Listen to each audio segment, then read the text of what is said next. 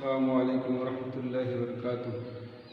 প্রিয় শিক্ষার্থীবৃন্দ, আশা করি তোমরা মহান আল্লাহ রাব্বুল আলামিনের অশেষ কৃপায় ভালো আছো। আমিও তোমাদের দোয়ায় আল্লাহর রহমতে অনেক ভালো আছি। তো আজকে আমাদের ইসলাম শিক্ষা প্রথম পত্রের পঞ্চম অধ্যায়ের অন্যতম একটি পাঠ তথা ইসলামী অর্থব্যবস্থার পরিচয় এবং বিষয়বস্তু সংক্রান্ত আলোচনা। এই বিষয়ে আমরা আলোচনা করার আগে এর ভূমিকা সহ আমরা বলতে পারি, ইসলাম একটি পূর্ণাঙ্গ জীবন ব্যবস্থা, যেটিকে আল্লাহ রাব্বুল আলামিনের ভাষায় কোরআনে মাজিদে বলা হচ্ছে ইন্নাদ-দীনা ইনদাল্লাহিল ইসলাম, অর্থাৎ Islam is the complete code of life. Islam পরিপূর্ণ জীবন ব্যবস্থা। সুতরাং এই জীবন ব্যবস্থার ভিতরে সব কিছুর ভিতরে অন্যতম একটি বিষয়বস্তু হলো অর্থ ব্যবস্থা। তো ইসলামী অর্থনীতি সেই জীবন দর্শনের একটি অপরিহার্য অংশ। ইসলামী অর্থব্যবস্থা একটি মানব কল্যাণময়, বৈজ্ঞানিক এবং ভারসাম্যপূর্ণ অর্থব্যবস্থা। ইসলামী অর্থনীতি মানব রচিত পুঁজিবাদী বা সমাজবাদী যে কোনো অর্থব্যবস্থার তুলনায় প্রগতিশীল এবং মানবতার জন্য কল্যাণকর একটি অর্থ দর্শন। ইসলামী অর্থনীতি ইসলামী আদর্শ, ইসলামী জীবন দর্শন ও সভ্যতা সংস্কৃতির সাথে অঙ্গাঙ্গভাবে জড়িত। এজন্য ইসলামী অর্থব্যবস্থা বাস্তবায়নে সমাজে পরিপূর্ণ শান্তি, সমৃদ্ধি, উন্নয়ন অর্জিত হয়ে থাকে। এবার আমরা ইসলামী অর্থব্যবস্থার পরিচয় এবং বিষয়বস্তু সম্পর্কে আলোচনা করব। ইসলামী অর্থনীতি সেই ইসলামী জীবন ব্যবস্থার অংশ। সুতরাং ইসলামী অর্থব্যবস্থা মানব কল্যাণময়, বৈজ্ঞানিক এবং ভারসাম্যপূর্ণ অর্থব্যবস্থা। ইসলামী অর্থনীতি ইসলামী আদর্শ, জীবন দর্শন ও সভ্যতা সংস্কৃতির সাথে অঙ্গাঙ্গিভাবে জড়িত। ইসলামী অর্থনীতি ইসলামী সমাজ বিজ্ঞানেরই একটি শাখা। ইসলামী অর্থনীতির যেসব সংজ্ঞা দেওয়া হয়েছে তার সারকথা হিসেবে ডক্টর এম.এ. মান্নান লিখেছেন, Islamic economics is a social science which studies economic problems of the people in the light of Islam। অর্থাৎ ইসলামী অর্থনীতি হচ্ছে একটি সমাজবিজ্ঞান যা ইসলামের আলোকে মানুষের অর্থনৈতিক সমস্যাগুলি আলোচনা হয়ে থাকে বা করে। কোনো কোনো অর্থবিদদের মতে যে সমাজবিজ্ঞান ইসলামী ভাবধারার অনুপ্রাণিত জনগোষ্ঠীর অর্থনৈতিক সমস্যা পর্যালোচনা করে তা ইসলামী অর্থব্যবস্থা। সহজ কথায় যদি আমরা বলি, আল্লাহর দেয়া ইসলামী বিধিনিষেধ রক্ষা করে উৎপাদন, আয়, উপার্জন, ব্যয় বন্টন ও ভোগ ব্যবহার সংক্রান্ত যাবতীয় কার্যাবলী পরিচালনার জ্ঞান ও বাস্তব কার্যক্রম গ্রহণ করে যে অর্থব্যবস্থা প্রতিষ্ঠিত ও পরিচালিত হয় তাই ইসলামী অর্থনীতি। ইসলামী অর্থব্যবস্থার বিষয়বস্তু। টেক্সট অফ ইসলামিক ইকোনমিক্স বিশ্ব মানবের স্থায়ী, শান্তিদাতা ও কল্যাণময় অর্থব্যবস্থা পেশ করেছে। ইসলামী অর্থনীতি মানুষের সকল প্রকার সমস্যার সুষ্ঠু সমাধান ও স্থায়ী কল্যাণ সাধন করতে পারে।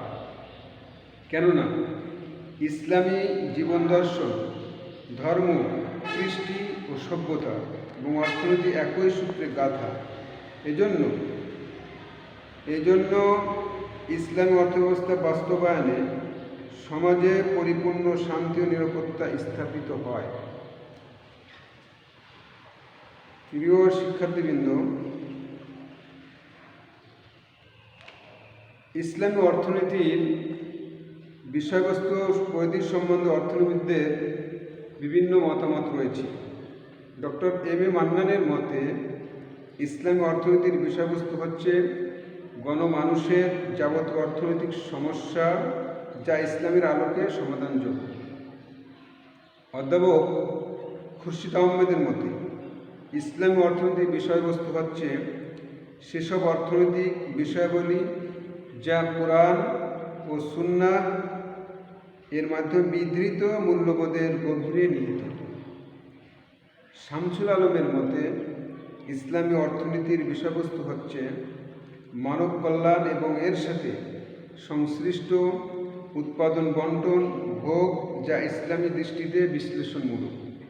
মোট কথা, ইসলামী অর্থনীতির বিষয়বস্তু হচ্ছে ইসলামী নৈতিক ও ধর্মীয় অনুশাসনের অবকাঠামোর অধীনে সীমিত সম্পদের ব্যবহারিক প্রশাসন। অর্থনীতি কেবল মানব কল্যাণের বস্তুগত কারণসমূহে আলোচনা করে না, বরং ভোগ ও উৎপাদনের ক্ষেত্রে ইসলামের বিধি নিষেধসমূহ আলোচনা করে থাকে। প্রিয় শিক্ষার্থীবৃন্দ, এত সময় পর্যন্ত আমরা ইসলামী অর্থব্যবস্থার পরিচয় এবং তার বিষয়বস্তু সম্পর্কে জানলাম। এরপরে যেটা আমাদেরকে জানতে হবে সেটি হচ্ছে ইসলামী অর্থব্যবস্থার মূলনীতি, প্রিন্সিপালস অফ ইসলামিক ইকোনমিক্স। ইসলামী অর্থব্যবস্থার মূলনীতি সংক্ষেপে আমরা আলোচনা করব, যেটি আমাদেরকে জ্ঞানের ধারায় উন্নীত করবে। 1 নম্বর হলো সম্পদের মালিকানা। সমস্ত সম্পদের উপর একমাত্র আল্লাহর মালিকানা স্বীকৃত থাকবে। মানুষ ব্যক্তিগতভাবে সমষ্টিগতভাবে সম্পদের আমানতদার হবে, মালিক নয়। আল্লাহ তাআলা বলেছেন, লিল্লাহি মা ফিস সামাওয়াতি ওয়া মা ফিল আরদ। আসমানসমূহ এবং জমিনের ভিতরে যা কিছু আছে সব কিছুর মালিকানা একমাত্র আল্লাহর জন্যই নিমিত্ত। সকলের ভরণ পোষণের ব্যবস্থা।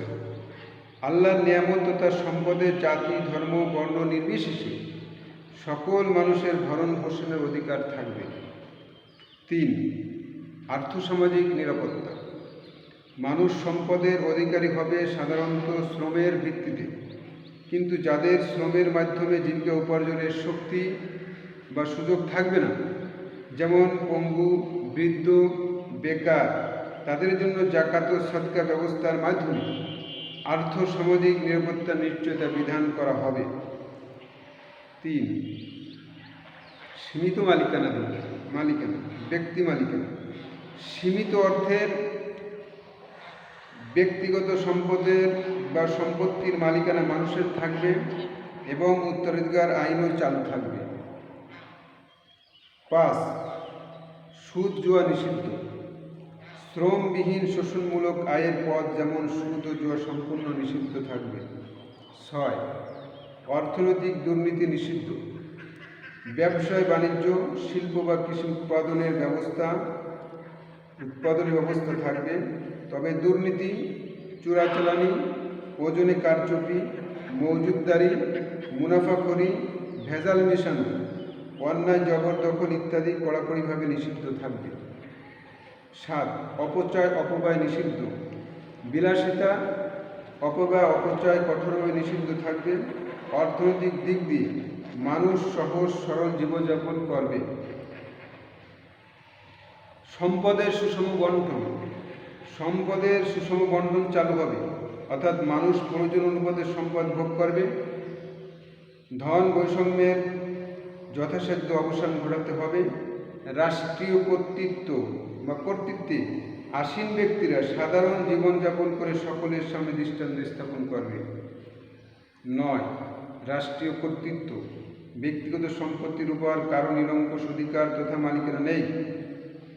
রাষ্ট্র জনগণের বৃহত্তর প্রয়োজনে কারো প্রয়োজনে অতিরিক্ত সম্পদ উপযুক্ত ব্যবস্থা নিয়ে নিতে পারবে।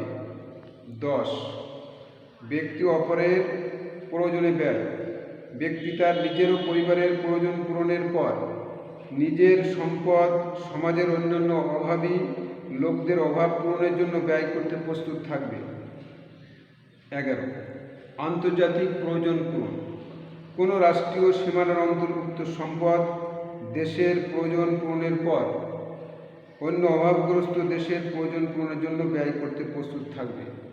প্রিয় শিক্ষার্থীবৃন্দ, আসলে আমরা ইসলামী অর্থ ব্যবস্থার যে মূলনীতিগুলো শুনলাম, কিন্তু যদি আমরা বিশ্লেষণ করি, আমাদের দেশে বা দেশের বাইরে সরকারি বা বেসরকারিভাবে আমাদের সম্পদ সম্পত্তির যে অধিকার, মানুষের যে অধিকার, মানুষের যে হক, সম্পূর্ণভাবে সংরক্ষণ করা হয় না।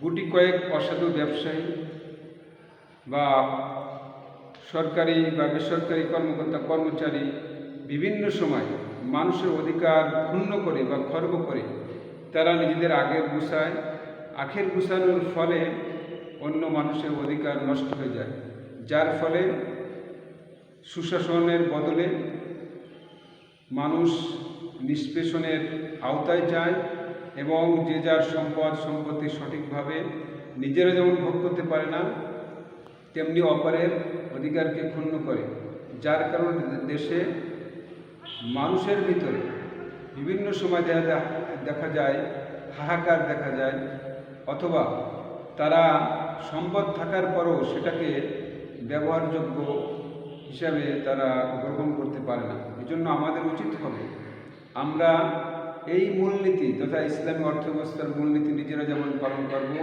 তেমনি আমাদের দায়িত্বশীল যারা তাদেরকেও আমরা সেভাবে পালনের জন্য আমরা বলবো, যাতে করে আল্লাহর দেওয়া বিধান অনুপাতে আমাদের ব্যক্তি, পরিবার, সমাজ, রাষ্ট্র সব জায়গায় যাতে এটা প্রতিপালিত হয়, সেজন্য আমাদেরকে সচেষ্ট হতে হবে। এই কথাগুলো বলেই আজকের এই আলোচনা এখানে শেষ করছি। বাকি আলোচনা পরবর্তী ক্লাসে হবে ইনশাল্লাহ। আসসালামু আলাইকুম রহমতুল্লাহ।